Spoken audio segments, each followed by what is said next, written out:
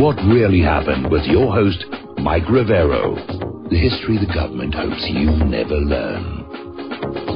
Here is your host, Michael Rivero. And aloha, America. Welcome to our show today. It is Thursday, May 18th, 2017, and sure happy it's Thursday, sure happy it's Thursday, sure happy it's Thursday.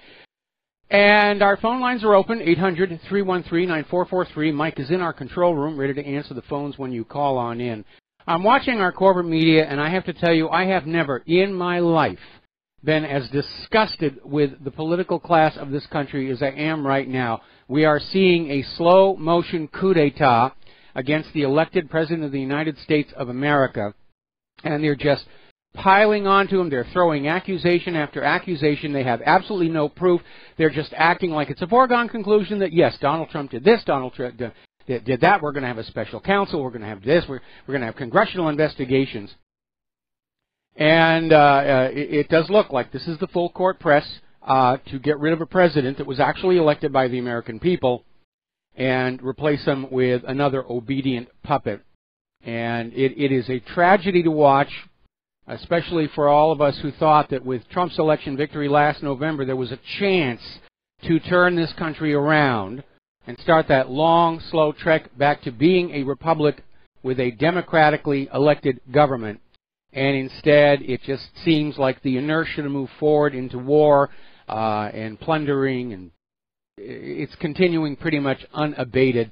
Paul Craig Roberts is out there talking about the assault on Trump and basically saying we're seeing literally the national security state and the liberal media just going after Donald Trump. It is unprecedented.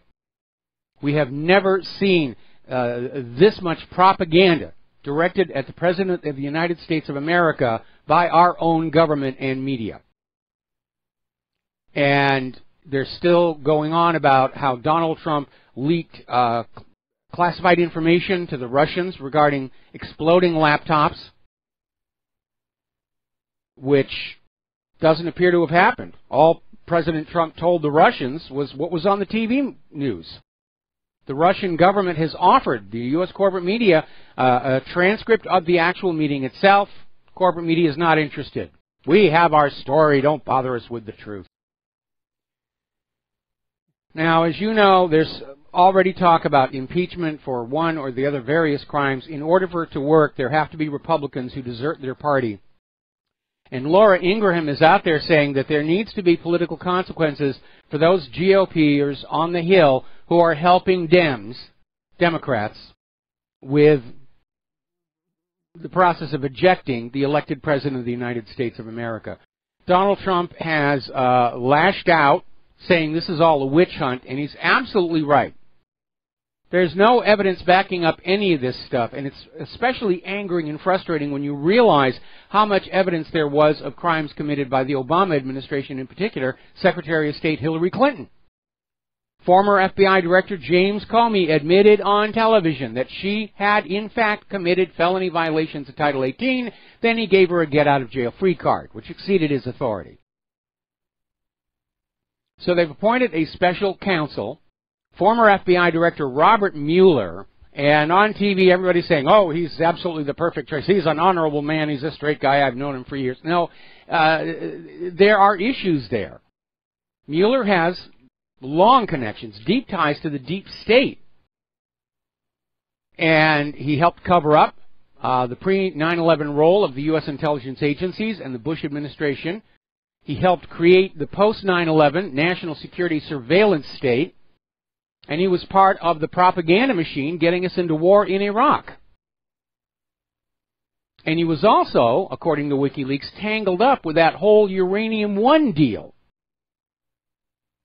Apparently he was part of the negotiating team. He actually delivered a sample of the uranium from the area in the United States to Russia for their analysis to make sure they were actually getting what they thought they were paying for.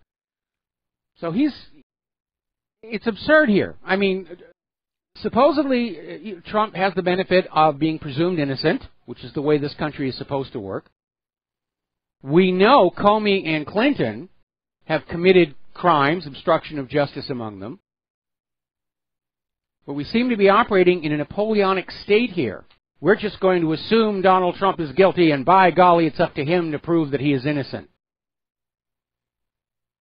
And let's not forget Senator Mark Warner, who's out there pounding on this links to Russia, links to Russia, links to Russia. He's a millionaire himself, and he made his fortune in telecommunications, involved with Russian companies, including Yandex. He invested in Russian Yandex,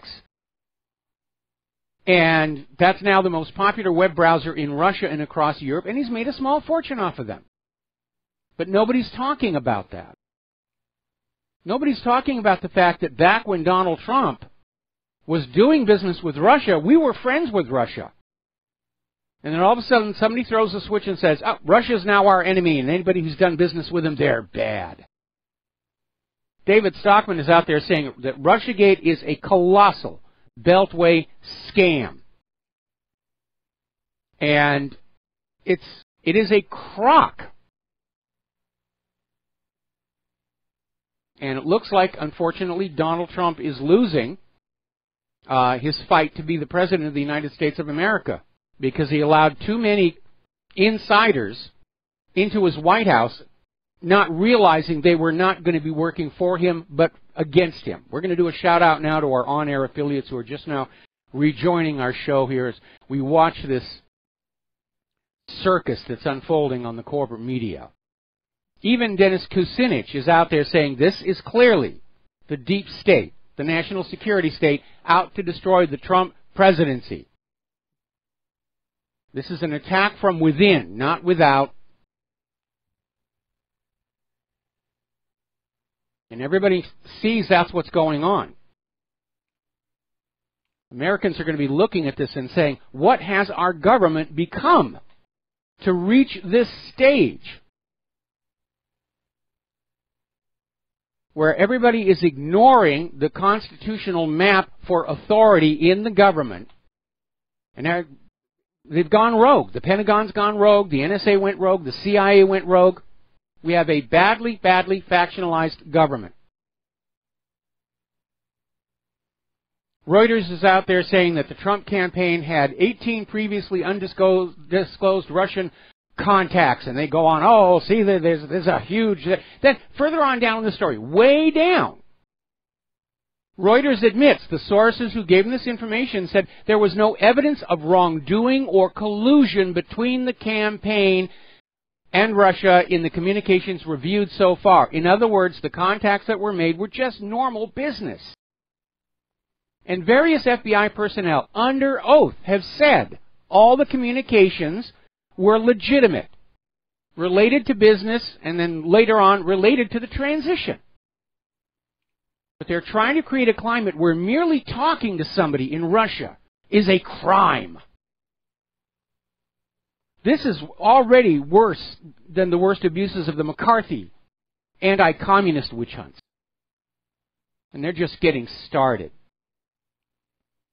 Now, Russia is still responding to this story about the highly classified intelligence, and basically their response right now is the American people need to be a little more selective about their reading material, meaning they understand that this is just the corporate media serving their political masters and attacking the president.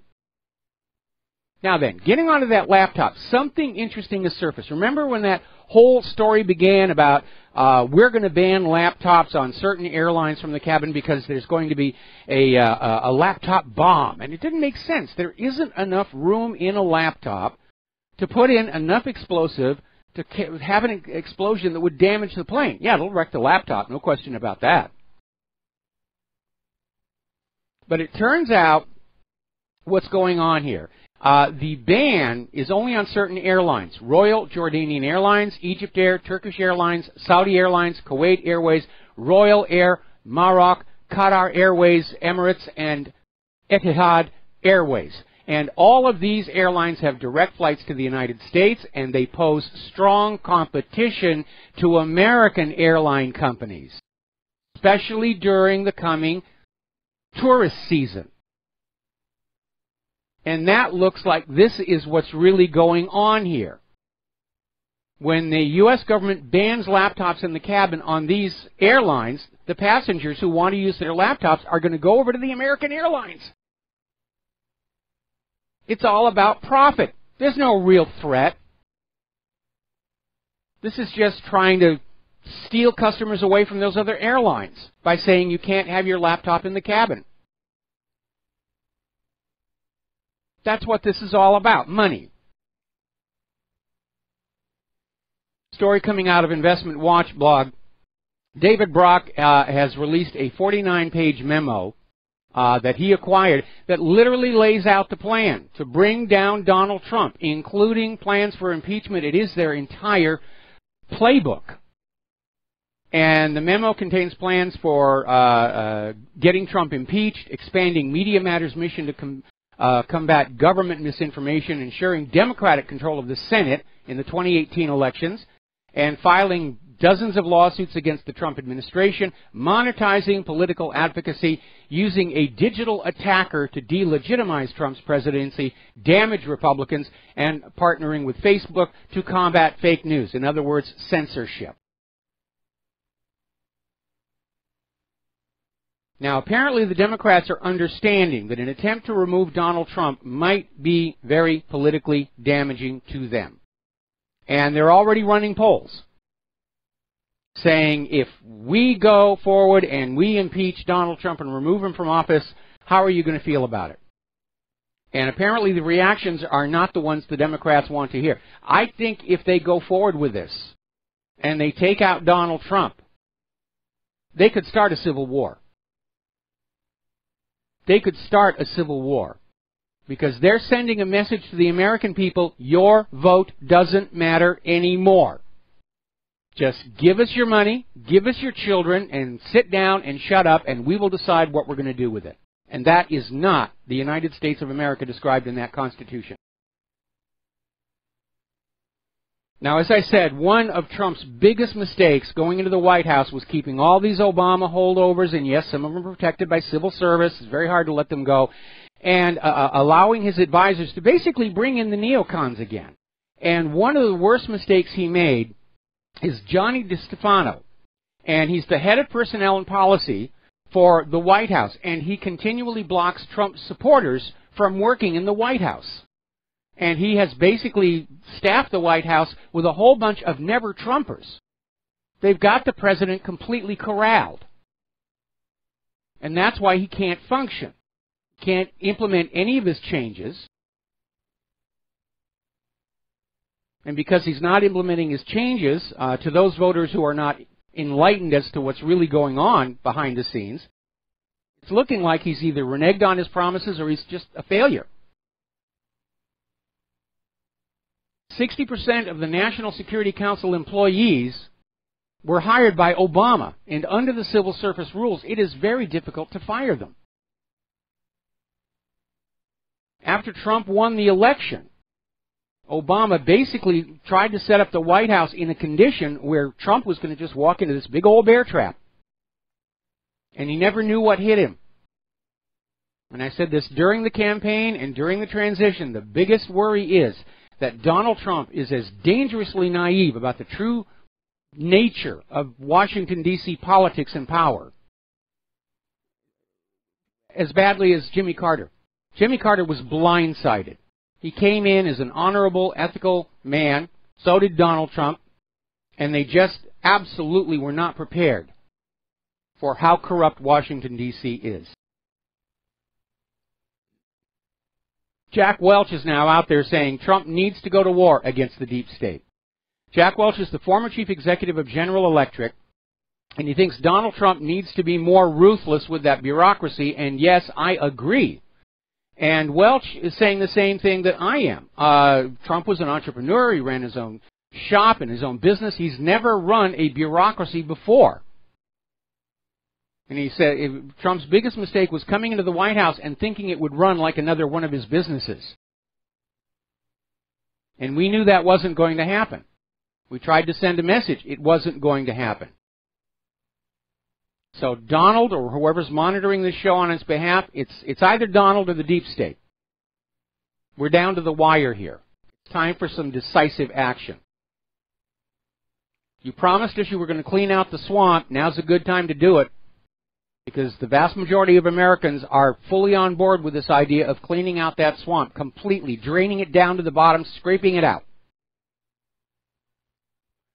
Now, we posted the actual video from when James Comey was testifying before Congress under oath and says that yet nobody obstructed the Michael Flynn investigation. It did not happen.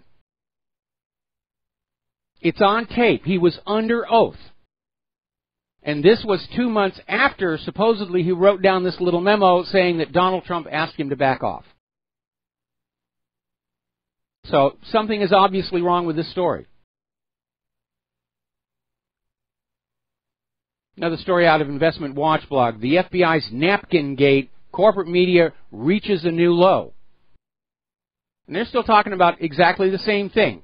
2 months after Comey claims he wrote down this notation that Trump was interfering with the Flynn investigation, he testified under oath, quote, a situation where we were told to stop something for a political reason, that would be a very big deal. It's not happened in my experience. They're making this stuff up. Apparently, Newt Gingrich is saying that Donald Trump needs to close down the press briefing room. And if he wants to communicate with the American people, just do so directly. Presidential press conference, TV speech, Twitter, social media, because the corporate media is clearly adversarial. The corporate media takes everything said in the press briefings and they put it in the worst possible light.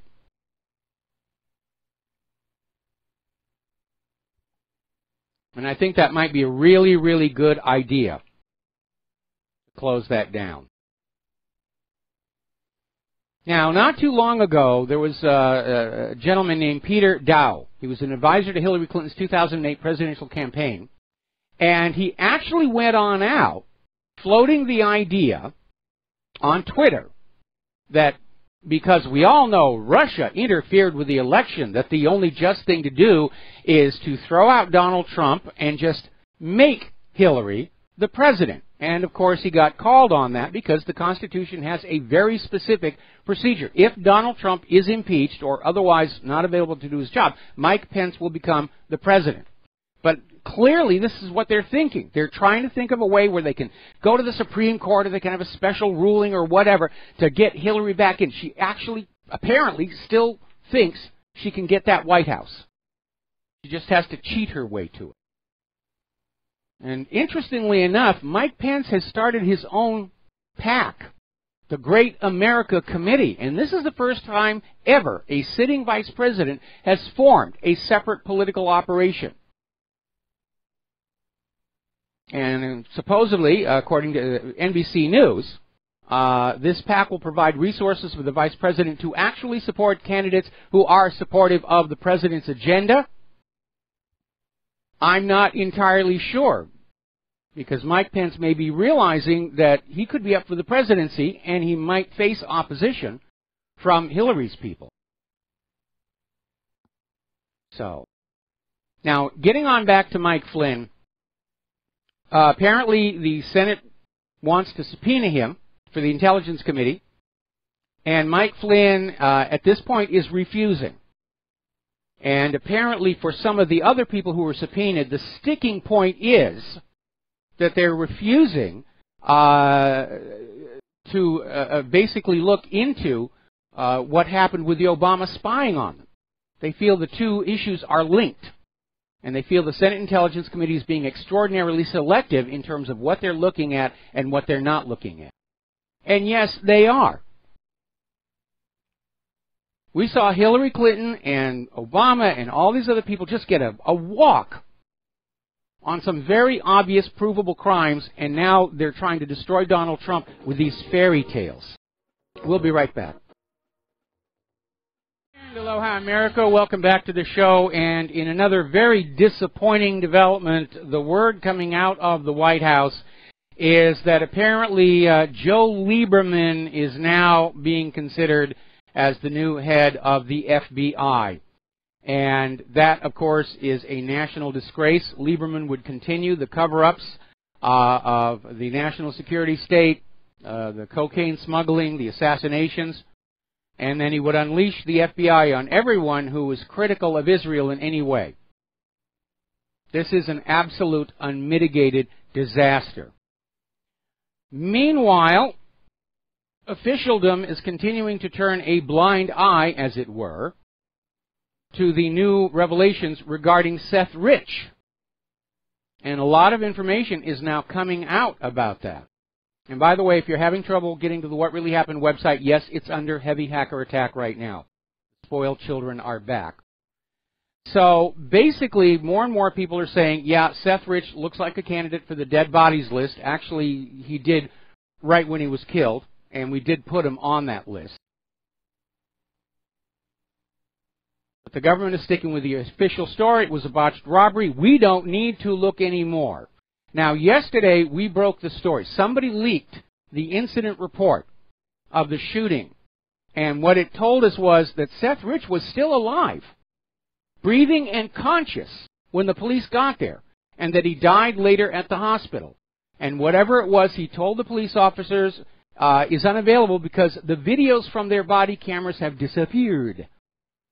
And now it gets even more interesting because one of the doctors who worked in that hospital, trying to stay anonymous, unfortunately I think he's given away too many clues as to who he is, but basically said Seth Rich had 3 total gunshot wounds, an entry and an exit, and a second entry.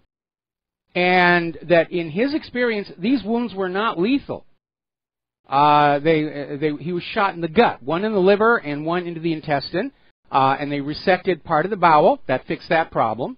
And they cleaned up the liver and basically said that there was every expectation he was going to pull through. And then all of a sudden, law enforcement just swarm in and they kick everybody else out of the room.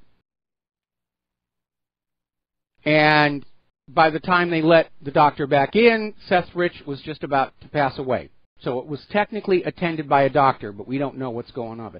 That's a very revealing story. Yeah, this was a hit. All right, let's see. Going to take a phone call. Brendan in San Francisco, aloha. Welcome to the show. What's on your mind? On the Seth Rich matter, I heard that neighbors were volunteering that lights were removed from the street where that... I'm going to call it a murder, assassination occurred, and that's not being really widely reported, but there's some pretty good confirmation that a crew went in there and removed street lights, which would have aided in the, covertness of that hit. I called in because I saw a on-the-street interview with people in Austin, Texas, where no one has even heard of Seth Rich. And these are people that are somewhat informed. The reporter went around and asked, have you heard about Russian hacking? And everyone said, oh, yeah, they heard about that. And they said, have you heard of a DNC staffer that was killed named Seth Rich? And every single one of them was like, no, I haven't heard of that. Somewhat familiar, but 90% had no idea. So we're losing this war on information. I'm seeing cognitive dissonance in my own family and friends. Either they can't be bothered or they don't want to know. Ignorance is bliss. Mm-hmm. And with that, all I can say is we need to start looking at joining our state militias or oath keepers, because from what I'm hearing, there's going to be a summer of violence that's going to be could be on par with the LA riots. Oh boy, I would really not want to see that. Of course, at my age, I'm nobody's idea of any kind of a freedom fighter, but I'd really like to find a way to avoid that. But at this point, I think it's inescapable, and we just have to accept that. Brendan, we're going to let you go. Take a break for commercials. We'll be back with more phone calls after these few words. Aloha, America. Welcome to our show. We're going to take a few more phone calls. Errol in the Netherlands, aloha. Welcome to the show. What's on your mind? Yeah, I wrote something down. Can I say it very quickly? Yes. It's a lyric. writing lyrics. Okay. It goes like this. Okay, it goes like this. The ego, the fullness, and the hopelessness at the end. The future for us will be on demand. A system that will not lie to its own hands and make the future demand. Okay. It was a lyric I wrote like half an hour ago. I hope you like it. I do. Thank you for taking my call. You got it. Thank you very much for the phone call. We're going to switch over to Jim in Chicago. Aloha. Welcome to the show. What's on your mind? Hello, Michael. Even though I do not support Donald Trump, but I don't feel sorry for him because he's extremely naive. He surrounds himself with a bunch of neocons and family members who are like amateurs who I wouldn't even trust. So I don't have anyone to blame. I don't feel sorry because it's his own fault. Yeah, he's made a lot of very, very critical mistakes, but again, my efforts last year were not so much about supporting Trump as opposing Hillary Clinton. And if they hadn't stolen the nomination away from Bernie Sanders, I probably would have supported him over Trump. Well, I would agree with you. But, you just mentioned about Lieberman. What are they thinking? They're consolidating power. They're Well, I guarantee you, by the end of the summer, if things don't change, the neocons have taken over. I think the neocons have already taken over. My concern is by the end of the summer, we're going to have rioting and civil war and revolution in the streets of America. And that was something I worked very, very hard to prevent from happening. And I have to add that to my list of failed agendas. Well, again, hopefully that won't happen this summer because we have enough problems. But in the meantime, nothing's being done as far as the economy, as far as what's going on overseas. Everything is at a standstill. Well, because Trump is totally taken up with all these attacks coming in from the never-Trumpers. There's only so many hours in the day, and there's only one Donald Trump. And, yeah, while he's tangled up with all of this nonsense, he can't function as a president. And for that matter, the entire U.S. Congress, when they're tangled up with this nonsense, they can't do their job either. This is allowing the country to run rudderless for the sake of political game playing. And again, Donald Trump hasn't actually done anything. Even Maxine Waters, when she was being interviewed by Wolf Blitzer, said there isn't actually any evidence of the Trump-Russia collusion, and Wolf Blitzer just cut her right on off. They're not interested in the facts. It's just the fangs are out. They want him. Because Trump made the corporate media look bad, he made the Democrats look bad, and they're just out for blood. It's petty vindictiveness. Michael, give me a prediction. What do you think is going to happen 2 to 3 years from now? We're on the verge of a major economic collapse. They're escalating the wars, and I think if we get into that war, we're going to lose. We're already losing in all these other countries, and they're already talking about escalating, sending more troops and weapons in to try and regain the initiative in like Afghanistan, and now we're overtly bombing Assad's forces in Syria. So that's now technically a state of war that's been declared in that country without Congress. Okay, well, thank you very much. You take care. All right, thanks an awful lot here. All right, John, somewhere on the West Coast, welcome to the show. What's on your mind? Aloha, Mike. I don't know if there's any aloha spirit left in this world anymore. Me being a former veteran, a Navy veteran, and I'm disgusted. Today is a very low point for me when I just read the article on what really happened. U.S. coalition jets strike Assad convoy in southern Syria. Now, the United States is now officially ISIS's air force. I'd like to meet this Navy pilot, me being a Navy man myself, face to face, and just ask him how he feels about being lower than the Luftwaffe Air Force during World War II member. I mean, this is really disgusting. I don't know what else. My stomach is turning. I'm so angry. I hope whoever is responsible for this mess, for dragging this nation into levels of lower than macrophage, rot in hell and catch the worst karma that any human can endure in his lifetime. That's all I wanted to say. Thank you very much. Well, you're very, very welcome, and I understand exactly how you feel, because odd that you would pick up the Luftwaffe, because more and more the United States is acting like the Fourth Reich. We have concentration camps, they're using torture on people, high-tech whiz-bang weapons, lies to start wars. The only real difference I can see right now is the Nazis had cooler-looking uniforms, and that's about it. All right, we're going to go to Kurt in Alberta. Aloha. Welcome to the show. What's on your mind? Hello? You're on the air. Thought it went dead. Hi. Yeah, I'm just phoning about the Russian hacking, you know, and the EU. Russia hacked the EU. Strange how they only hack when it goes against their favor and stuff. And yeah. And the other part is, you know, the rest of the world is starting to look at the States as the biggest joke out there for your, well, not just as the biggest joke. I mean, they're taking polls around the world, and right now the world's population sees the United States as the biggest threat to world peace. They do not see us as a moral leader. They see us as a new aggressive colonialist empire, and certainly by the actions of the U.S. government, they're justified in believing that. Oh yeah, and like the FBI, if they haven't got something on Trump by now, I mean, God, give me a break. That this has to keep going on. I mean, the FBI is turning into one of the biggest jokes if they haven't got this.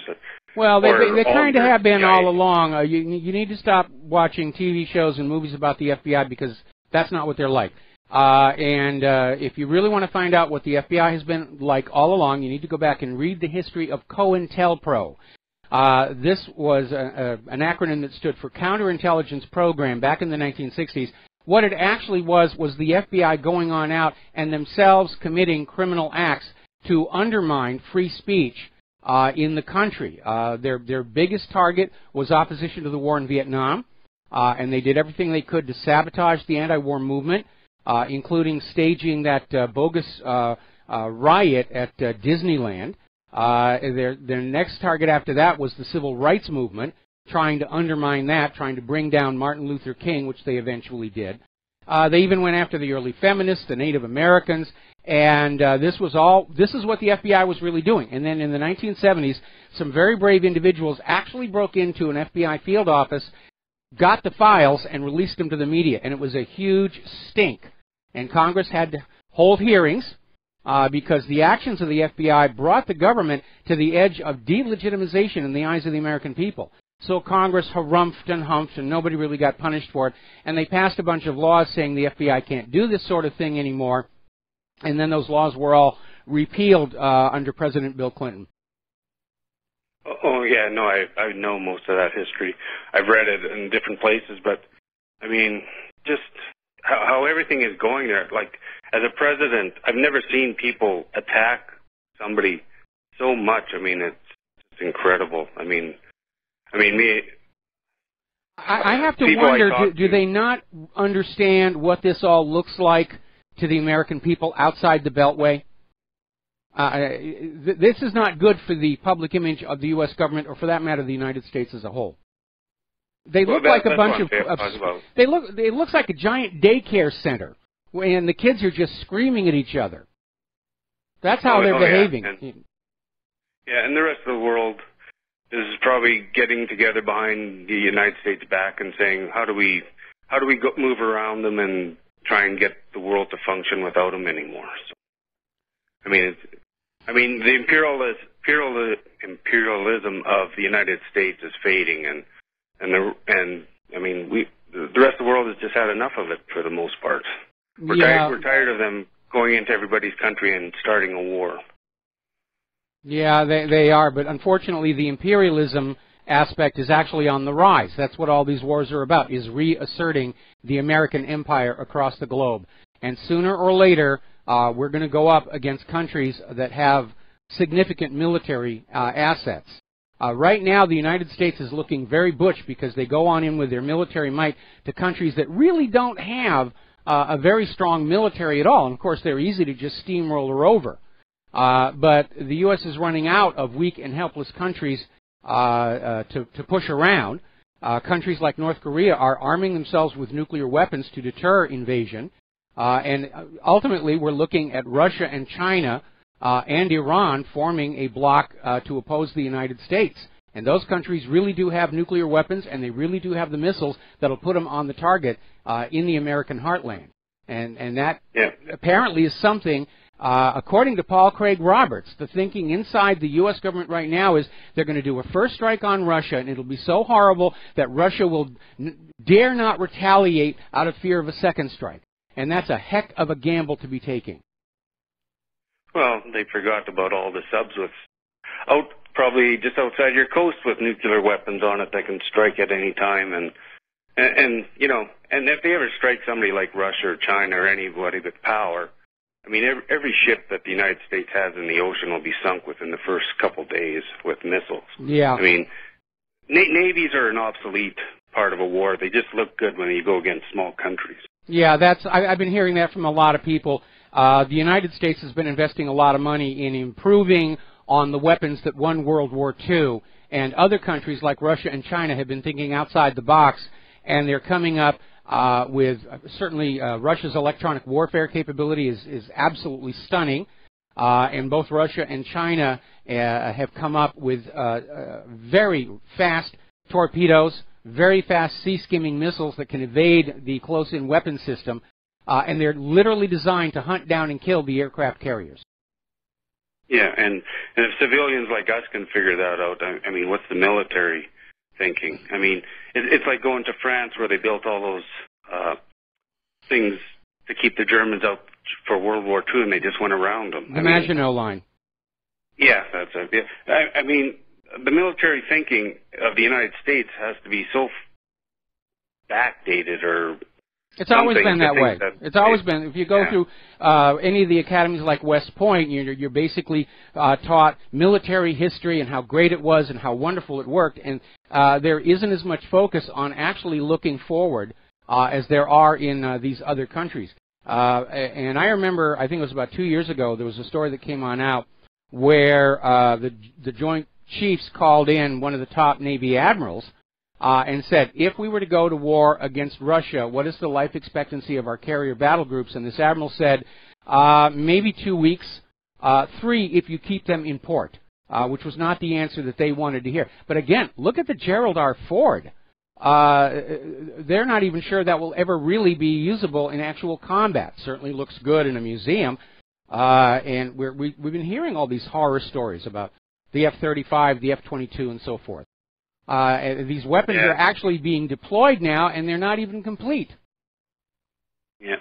The only hopeful thing is enough military people have enough and say enough's enough. And well, that's starting to actually happen down in Venezuela. Not among the military, but among the police are now on the side of the people. And so, yeah, there's a breaking point where everybody says this has gone on long enough. And if something doesn't happen to change the course of the United States of America, we're going to be in a real shooting world war, and this country is going to lose it, in my estimation. Yeah, and I don't think it's going to take more than a couple of weeks before it to end either.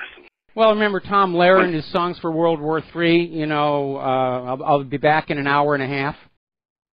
Yeah. Yeah. Yeah. I mean, no war. I mean, almost every country has a military.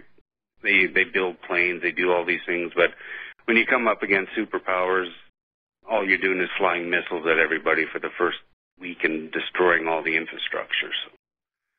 And then there's nothing left. But well, I mean, again, look at Trump's cruise missile attack into Syria. Most of those cruise missiles missed their target.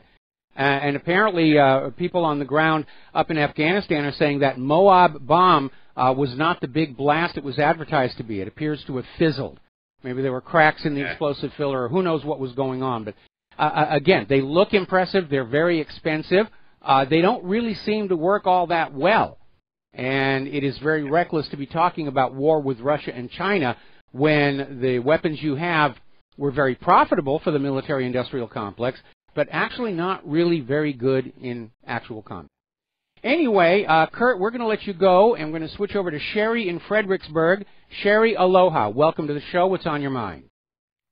Thanks, Mike. Yeah, I think imperialism may become difficult now if this hacking thing keeps up. There's this corporate desperation right now, and hacking could be the final upset, because people may have to use their cash if debit cards start failing. Yes. When they go to the grocery store and everything, and they aren't going to work. iPhones, AT&T has some abuses going on here. They're becoming unpopular. Starbucks, people with cards to swipe couldn't get any Starbucks, but if you had the cash, I guess you could. Yes. America's downfall may be upon us now due to the greed and desperation and all this and the advertising.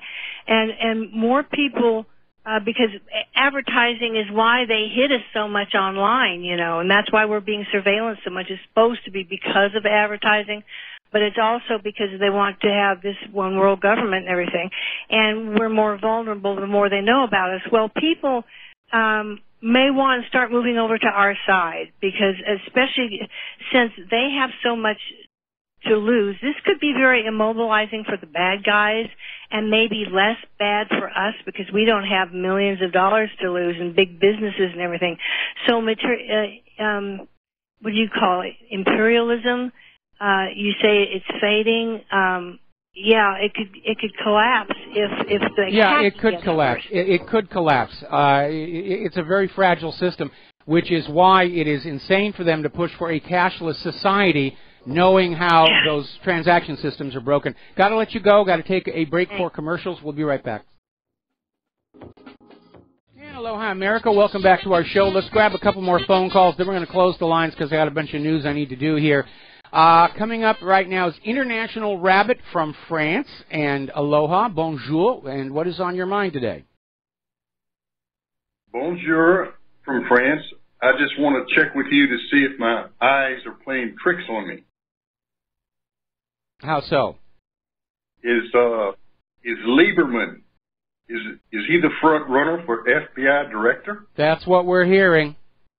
That's what we're hearing. I mean, we were hoping it was going to be Trey Gowdy. Trey Gowdy's bowed out, and apparently most of the other people have decided they don't want the job. And so it's really kind of Joe Lieberman is pretty much the only one still in the running. And that will be a disaster for the American people. Holy cow. Okay, one more thing. I lived in Russia for 8 years teaching English, and I've been all over the western half of it. I've got some news hounds there.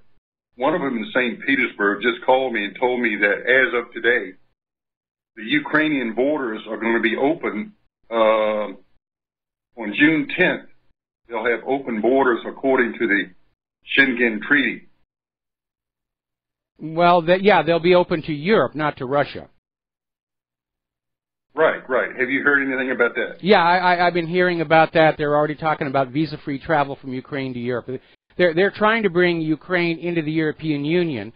Unfortunately, it's not the sweet deal that it was back when they were approaching Yushchenko, because Ukraine is just crumbling under the war debt, and the wars have destroyed much of Ukraine's commercial infrastructure. A lot of the factories are no longer working. A lot of the agriculture has been disrupted. So Ukraine is probably going to be more drained than benefit on the European Union. But it looks good on a map that, hey, we're grabbing another chunk away from those gosh darn Ruskies. Could it also be easier access for immigrants? Yeah, absolutely it will be. Well, I think that's the plan. Could very well be. All right, well, thank you very much, Rabbit. We're going to let you go and switch to David in Southern California. Aloha, welcome to the show. What's on your mind? Hi, Mike. Thanks for taking my call. Thank you for being my daily dose of reason and rational thought. I got a sister in Kailua who I'm trying to turn into a fan. Okay, good. One question that's been on my mind. Is not the 59 Tomahawks into Syria just a retaliatory strike at the behest of Israel for downing their jet the week before? It may have been, and it may have been Donald Trump trying to show that he was, going to be tough on Syria, and the same thing with Afghanistan with the Moab bomb. Blowing up those underground facilities, which the CIA had actually built back during when they were getting the Soviet Union out of there. So either way, it was a pointless gesture. The airfield was back in operation in less than 24 hours, and it showed to the world that these Tomahawks are actually, they don't hit their targets all the time. And we're starting to see this myth of military invincibility start to crumble and crack a little bit. Anyway, David, we're going to let you go. We're going to take a break for station identification. We're going to close the phone lines, and I'm going to do some news when we get back.